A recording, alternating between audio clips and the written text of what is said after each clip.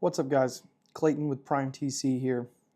I'm going to give you a short instructional video on how to install our Trigger Shroud once you've received it. So first, all you'll need is your Safariland 6000 series holster.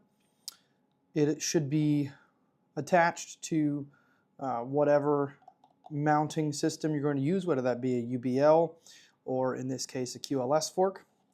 You will need either the Safariland provided Allen wrench or an Allen wrench that fits properly. In this case I have the Safariland provided one. And we're going to start by taking out these three screws that attach the belt mounting system to the holster. Sometimes they can be a bit tight. If they are, make sure that you're applying consistent pressure and that you're using a wrench of the correct size so you don't strip out these screws. It is important that you have them.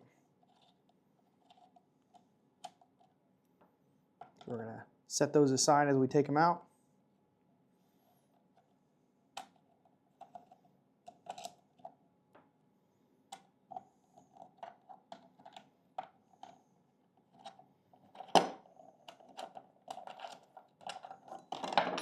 All right, and now our QLS fork is loose. So you can see we've got these threaded inserts that protrude just slightly proud of the rear side of the holster. Next, we need to pull this ALS spring retention screw out. This one is usually not as tight. The other thing too is you want to make sure you don't put it back in over tight. And you also want to make sure you don't take this part off or loose from the holster. You don't need to for the installation, and if you do, this spring is going to have to be reset in order for the ALS system on your holster to work properly. So we've got our holster entirely prepared, 3 screws missing from the back, front screw pulled out on here. So now we're going to grab our box, has our Trigger Shroud in it. Now open that up, and here we go. So this one is gray.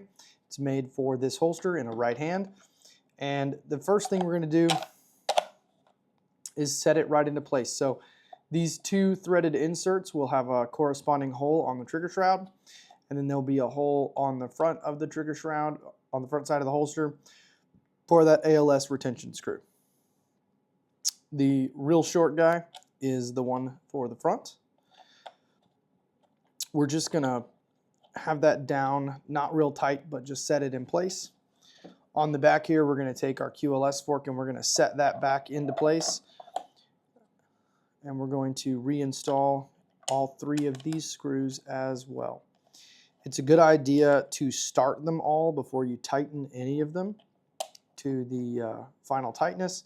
That way everything lines up properly and you don't end up something not able to be, screw not able to go in because everything's not lined up properly. So get all these started.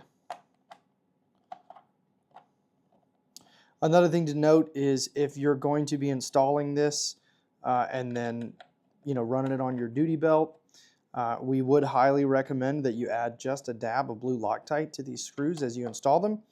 Make sure that you follow Loctite's recommendations for the installation instructions when you're using Loctite, cleaning the screws, cleaning the threads, and applying the Loctite properly before you install. And then also be aware that that Loctite is only going to be effective if you allow it to dry for the required amount of time before you expose the holster to a bunch of vibrations. So we've got those 3 screws reinstalled on the back and tightened down. This ALS spring housing screw on the front is also reinstalled and tightened down. And now our holster is ready to go. The shroud is installed. Thank you. And if you've got any questions, feel free to reach out to us via email, and we will do our best to help you out. Thanks, guys.